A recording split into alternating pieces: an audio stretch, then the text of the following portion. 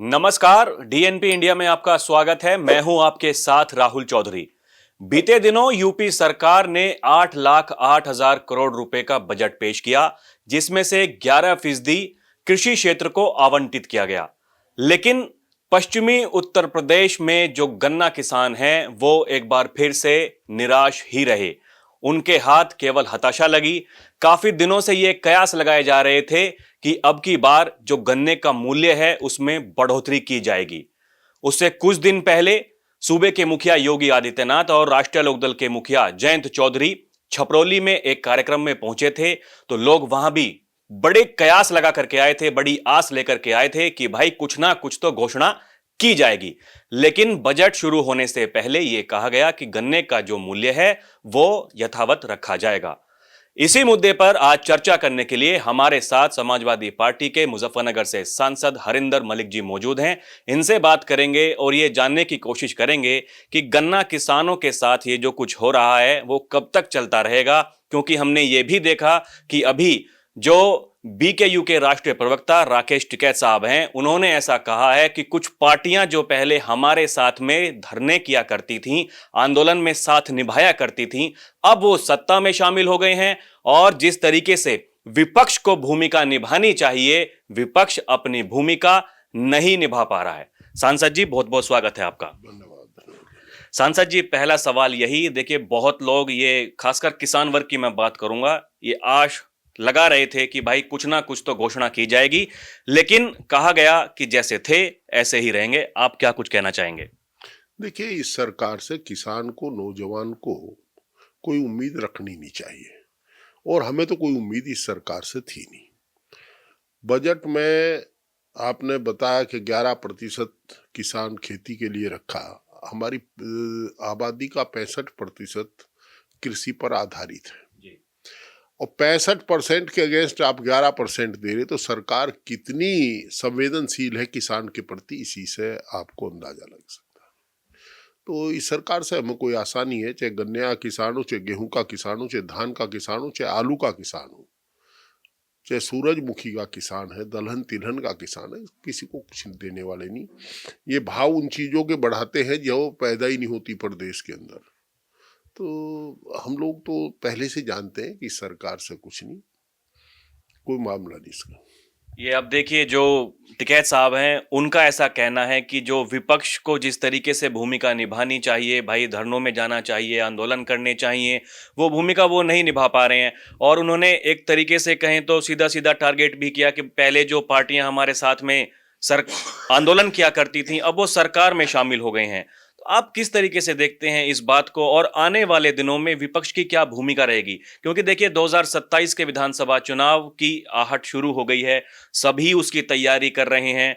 चाहे वो अखिलेश यादव जी हों, वो बार बार कह रहे हैं कि भाई इस बार बीजेपी को हम उखाड़ करके फेंकेंगे। उधर योगी बाबा का ऐसा कहना है कि हम फिर से सरकार बनाने वाले हैं, और इसका जो ये उपचुनाव जो हुए थे, जो परिणाम उपचुनाव के आए हैं, ये उसकी दस्तक दे रहे हैं। देखिए, जहां तक उपचुनाव के परिणाम की बात है, उपचुनाव में तो लोकतंत्र की हत्या हुई है, वोटिंग कहीं हुई नहीं। जब जनता को वोट डालने से रोका जाएगा तो फिर नतीजे तो सरकार के पक्ष में आएंगे। दूसरी, जहां तक आपने योगी जी की बात कही है, अच्छा है, वो तो अपेक्षा करेंगे कि वो तीसरी बार आए, पर हम जानते हैं कि अब की बार भारतीय जनता पार्टी नहीं आ रही है, सरकार समाजवादी बनेगी। जहाँ तक किसान यूनियन की बात है, भारतीय किसान यूनियन एक ऐसा संगठन है जो सदैव किसानों की लड़ाई लड़ता रहा है और उसका नेतृत्व टिकैत परिवार करता है। अब तो तीसरी पीढ़ी नेतृत्व में है, उन लोगों का त्याग है, संघर्ष है, इसमें कोई दो राय नहीं। परंतु उन्हें भी, मैं उनसे भी अनुरोध करता हूँ, किसी एक पार्टी के लिए पेटेंट नहीं हो रहा, सुप्रीम कोर्ट से स्टे नहीं मिल रहा कि केवल किसान की वही लड़ाई लड़ेगा एक राजनीतिक दल ही। हम लोग लड़ाई लड़ रहे हैं, पार्लियामेंट में समाजवादी पार्टी बराबर लड़ती रही किसान के मुद्दे पर, गन्ना किसान के मुद्दे पर भी, और असेंबली में भी। अगर सुबह असेंबली कार्रवाई उन्होंने देखी होगी, सुनी होगी, पढ़ी होगी, तो निश्चित रूप से समाजवादी पार्टी के जो ऑनरेबल MLAs हैं वो कहीं चूक नहीं रहे गन्ने के मामले उठाने को। आज भी, कल परसों भी पंकज मलिक ने गन्ने का मामला उठाया था सुबह असेंबली में। हम अपोजिशन के लोग केवल बोल सकते हैं, कह सकते हैं, हमारा दायित्व है सरकार को जगाना। अब सरकार ना जागे तो हम क्या करें। एक मजबूरी भी आई है धरने प्रदर्शन की जहां तक बात है, हम किसान यूनियन के साथ साझा होने में हमें कोई दिक्कत नहीं है। दिक्कत उन्हें ही होती है क्योंकि उनकी स्थिति है, वो एक राजनीतिक संगठन है और राजनीतिक रह करके सत्ता के साथ लड़ना बड़ा एक तपस्या के समान है, जिसे बखूबी वो कर रहे हैं। हम उनकी प्रशंसा करते हैं इस बात के लिए। परंतु अगर हम जाते हैं तो उन्हीं के साथ ही ये कहते हैं कि हमारा राजनीतिक स्वरूप बना रहे। तो फिर भी जब वो कि उनका वो चाहेंगे तो हम उनके साथ कंधे से कंधा मिला करके समाजवादी पार्टी किसान हित के मजदूर हित के नौजवान हित के हर मुद्दे पर खड़ी है। संवैधानिक व्यवस्था कायम रहे उसके लिए हर मुद्दे पर हम हर संगठन के साथ है, भाजपा को छोड़ करके। अभी देखिए, भले ही किसान परेशान हैं, जैसा कि लोग कह रहे हैं, खुद किसान कह रहे हैं कि भाई देखिए जो हमें मिलना चाहिए था, लागत हमारी इतनी बढ़ गई है, लेकिन हमें उसके मुताबिक भाव नहीं मिल रहा है। उसके बावजूद हम देख रहे हैं लोकसभा चुनाव के बाद में, देखिए लोकसभा चुनाव में तो बीजेपी को बहुत बड़ा झटका लगा, लेकिन लगातार विधानसभा के चुनाव में बीजेपी जीतती आ रही है। अभी देखिए 27 साल बाद दिल्ली में भी वापसी की है। हमने देखा कि समाजवादी पार्टी और बहुत सारी पार्टियों ने आम आदमी पार्टी का सपोर्ट किया, लेकिन उसके बावजूद बीजेपी जीत गई। तो बीजेपी को तो लग रहा है कि भाई हम तो जीत ही रहे हैं, काम ना भी करेंगे तो क्या काम होगा।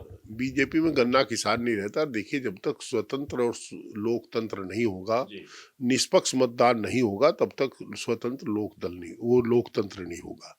और ये मतदान को प्रभावित करते हैं, तरह तरह से प्रभावित करते हैं। उसकी जहां तक गन्ने की बात आपने कही, गन्ने का भाव तो आप लिख कर रख लो। अब ये शुगर मिल बढ़ाएंगी, अपने आप बढ़ाएंगी। गन्ना कम है, अब तो प्राइस वार होने जाना है शुगर मिलों में।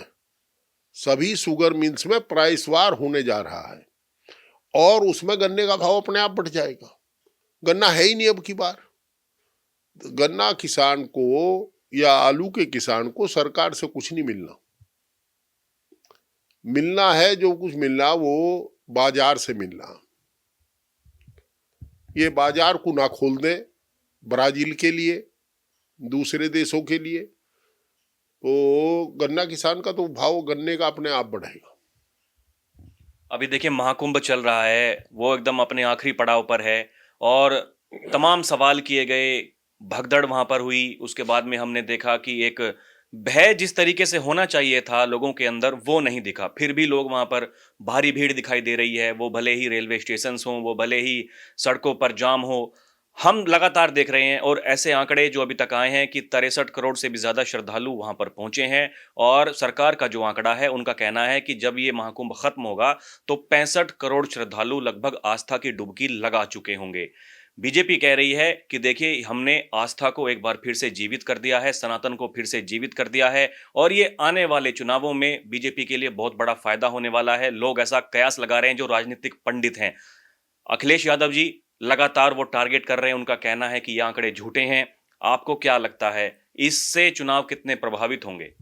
देखिए, तो अंडरस्टूड है जो हमारे आदरणीय अध्यक्ष जी कह रहे हैं, वो पार्टी की राय है जी। दूसरी स्थिति यह है कि कुंभ आस्था का प्रश्न है। आस्था जिसकी है वो कुंभ में जाएगा, जिसकी आस्था दरगाह पे जाएगा, जिसकी मंदिर में है मंदिर में जाएगा, जिसकी गुरुद्वारे में गुरुद्वारे में जाएगा, जिसकी चर्च में है चर्च में जाएगा।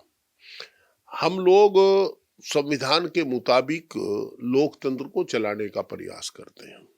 इस आयोजन को हमारी पॉपुलेशन अब 1,40,00,000 से ज्यादा, 140 करोड़ से ज्यादा हो चुकी है।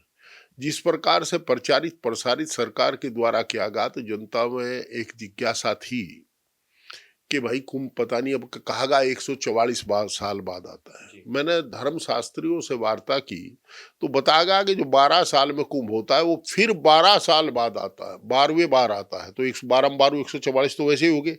जो कुंभ पिछला था वो कुंभ 144 साल बाद आएगा, जो अब का कुंभ है वो भी 144 साल बाद आएगा। तो ये तो हर बार उसी तरीके से होता है। तो और जब 12 कुंभ है तो 12 साल बाद आओगा, एक तो 144 साल बाद हो ही जाएगा। पर जिस तरह प्रचारित प्रसारित किया गया, उस समय ये भूल गए कि इतनी पॉपुलेशन का देश है और दूसरी जगह से भी आप सेलिब्रिटी को बुला रहे हो, जगह जगह से बुलाया गया है। इससे वीआईपी के इंतजाम इतने हो गए कि आम लोगों को दिक्कत हुई। खुद सरकार कह रही है कि 20 से 30 किलोमीटर पहले हमने गाड़ियां रोक दी गई। क्या संभव है 20 किलोमीटर आदमी अपने बच्चों को लेकर पैदल होकर के जाएगा? आपके कितने बड़े घाट हैं, स्नान लोग सब चाहते हैं संगम पे स्नान करें, जहां तीनों नदियां मिलती है, गंगा यमुना सरस्वती, और उसकी जगह सीमित है।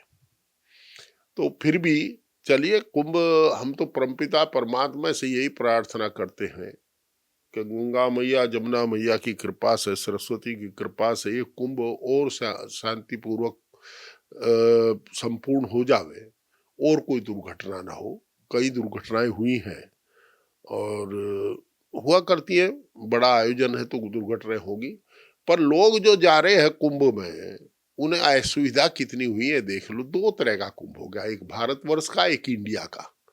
इंडिया के कुंभ में जो गया है वो तो आसानी से गया, उसको गाड़ी ने लिया, कार ने वहीं से स्टेशन से ले जा करके स्नान करा के 3 घंटे में वापिस कर दिया। और जो भारतीय गया है, भारतीय को इतनी तकलीफ हुई है कि वो 20 से 25 किलोमीटर पैदल चला है। 18 हजार रुपये एक रात की टेंट के दिए पड़े हैं उसे। और हमारे यहाँ श्यामली के गए थे लोग, वो बता रहे कि 18 हजार रुपये टेंट के लिए। अब मुझे नहीं जानकारी, वो तो कह रहे थे अदानी का टेंट था। तो अगर 18 हजार रुपये एक रात का किराया तंबू में लगेगा, यार हमारे यहाँ छोटा सा आयोजन होता है गंगा के तट पर, जमुना के तट पर, उसमें यार हजारों हजारों लोग उसमें चले जाते हैं, डुबकी लगाते हैं, चले आते हैं। तो पर मैं जानता हूं हमारी आस्था को भुनाने का काम सरकार कर रही है, और एक ऐसा चाहते हैं कि जबरन लोग, अगर समाजवादी पार्टी के आदरणीय राष्ट्रीय अध्यक्ष या कोई किसी पार्टी का कोई आदमी अव्यवस्थाओं की ओर ध्यान दिलाता है, तो यही तो अपेक्षा करता है कि आम यात्री को, आम श्रद्धालु को सुविधा रह सके, सरकार जागरूक हो। उसे कहते हैं कुंभ की आलोचना कर रहे। हम कुंभ की आलोचना नहीं कर रहे, हम ना गुरु पर्व की आलोचना करते, ना इसकी ईसा मसीह का जो होता है उसकी आलोचना करते, ना कुंभ पर्व की करते, ना दीपावली करते, ना ईद की करते। हम किसी की आलोचना नहीं करते। हम तो संविधान के सर्वधर्म सद्भाव के फार्मूले को मान करके चलते हैं, और ये ऐसा प्रचारित करते हैं लोगों के सामने कि जैसा कोई आलोचना कर रहा है। भाई आलोचना अगर ये कह दिया लोग भगदड़ में मर गए तो गलत है। अगर हम कह रहे हैं कि भारतीय और इंडियन का कुंभ एक होना चाहिए तो गलत है। आप जाकर के पता कर लीजिएगा लोग किस किस तरह तकलीफ से आए हैं। तमाम फोन आते हैं कि भाई हमारा यूपी का जान करके मुझे कुंभ, गुजरात के कोई हमारे साथी कहीं राजनीतिक कैंप में रहे होंगे, उनका फोन, हाजी हम यहाँ कुंभ में आ रहे, हमें वहां तक भिजवा दो, 20 किलोमीटर दूर खड़े। ये स्थिति है। कुंभ आस्था का प्रतीक है। हमारी पॉपुलेशन पहले से बढ़ी है, तो कुंभ में स्नान के लोग भी बढ़े होंगे, और बढ़ने हम तो चाह रहे सबको करा दे। हमारे तो पार्टी का बयान आया था आदरणीय अध्यक्ष जी का कि इसको और बढ़ा दिया जाए कुंभ को, ताकि जब तक सब भारतीय इसमें डुबकी ना लगा ले तब तक काम ना चले। पर एक बात अब की बार मैंने देखी है कुंभ में, हम हरिद्वार के पास के रहने वाले हैं, 85 किलोमीटर हमसे हरिद्वार है। हम भी गंगा स्नान को जाते हैं, पर हमेशा वस्त्र निकाल करके, वस्त्र उतार करके, केवल अधोवस्त्र में, जिसे अंडरवियर कहते हैं, उसमें नेकर में स्नान किया करते हैं। वो लोक लाज को पहनते हैं।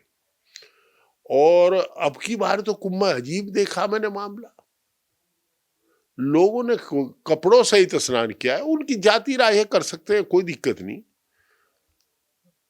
पर अच्छा रहता गंगा मैया में स्नान, जो हमारे पारंपरिक तरीके हैं। पुराण में कहीं ऐसा महत्व, जो पौराणिक में उसमें है, कथा में कहीं वर्णन नहीं आता कि वस्त्र ग्रहण करके किसी ने स्नान किया हो। ये हमारी आस्थाओं के साथ भी छेड़छाड़ है। तो ये कहीं ना कहीं आप सूबे के मुखिया को टारगेट कर रहे हैं कि देखिए वो अपने मंत्रिमंडल के साथ में वहां पर पहुंचे। देखिए सुनिए, सूबे के मुखिया जी का मैंने देखा नहीं, और वो सूबे के मुखिया, उन्हें मैं टारगेट नहीं करता। परंपराएं रही है, ना प्रधानमंत्री को करते, ना मुख्यमंत्री को करते। कल ही सेलिब्रिटी सब गए थे, तमाम सेलिब्रिटी, मैं अक्षय कुमार को भी देखा था और को देखा, सब कपड़े पहन करके कर रहे। मैंने सूबे के मुखिया को कहाँ किया, मैंने तो देखा कुछ जेपी नड्डा वगैरह का स्नान था, उसमें तो सबने वस्त्र उतार रखे थे, केवल अधोवस्त्र था। तो तो मैं उनको टारगेट नहीं कर रहा, राजनीति नहीं कर रहा। मैं जो सेलिब्रिटी जा रहे हैं, जो हमारी बहनें स्नान करती हैं, वो हमेशा माताएं बहना तो कपड़ा पहन करके स्नान करती है, गंगा मैया में भी स्नान करती है, कपड़ा पहन कर करती है, हरिद्वार भी। पर जो पुरुष स्नान करते, कितना बड़ा सेलिब्रिटी हो, वो कपड़ा उतार के स्नान करता है। और यहाँ जो ये जा रहे हैं सेलिब्रिटी, ये कपड़ा पहन करके स्नान कर रहे हैं। अक्षय कुमार हर पिक्चर में तो गाद दिखाता है, शरीर दिखाता है, और स्नान कर रहा है कुर्ता पहन के। ये ठीक नहीं लगता। यही देखिए, महाकुंभ को लेकर के अब कुछ लोग ये कह रहे हैं कि भाई जिस तरीके से भले ही वो राहुल गांधी जी हों, अखिलेश यादव जी हों, वो जातिगत गणना की मांग करते आए हैं कि भाई जातिगत जनगणना होनी चाहिए, लेकिन महाकुंभ में जो लोग पहुंच रहे हैं वो सभी देखिए अलग अलग जाति के हैं और कोई किसी से नहीं पूछ रहा कि भाई कौन जाति का कौन है। तो ये क्या आपको लगता है कि आगामी चुनावों में, खासकर उत्तर प्रदेश के चुनाव की बात करें, तो कोई क्या खतरा हो सकता है? क्योंकि ये माना जाता है कि अगर जो हिंदू समाज के वोटर हैं वो एक हो गए तो बीजेपी को फायदा होगा। देखिए, ऐसा है, हम भी हिंदू हैं जी। ये सब कहने की बात है, कपोल कल्पित बातें हैं जी। कुंभ में आदमी आस्था के आधार पर जाता है। जी। मंदिर, मस्जिद, गुरुद्वारा और गिरजाघर, इनमें जाति नहीं देखी जाती, धर्म देखा जाता है। कभी कभी दूसरे धर्म के लोग भी चले जाते हैं, कोई रोकता नहीं। हम लोग भी गुरुद्वारे में जाते हैं, मस्जिद में भी चले जाते हैं, चर्च में भी चले जाते हैं। जिज्ञासा रहती है, कहीं बड़ा चर्च है हमारे यहाँ सरधने में, बड़ा चर्च है, तो जिज्ञासा है कि उसे देखने चले। मैंने देखा कि हमारे आदरणीय प्रधानमंत्री जी अजमेर शरीफ चादर भिजवाते हैं। मैं देखा बहरीन में गए तो ये गोल टोपी लगा करके वहां से, उसमें मक्का मदीना कहाँ गए थे, उनका धार्मिक स्थल के दर्शन करने भी गए थे।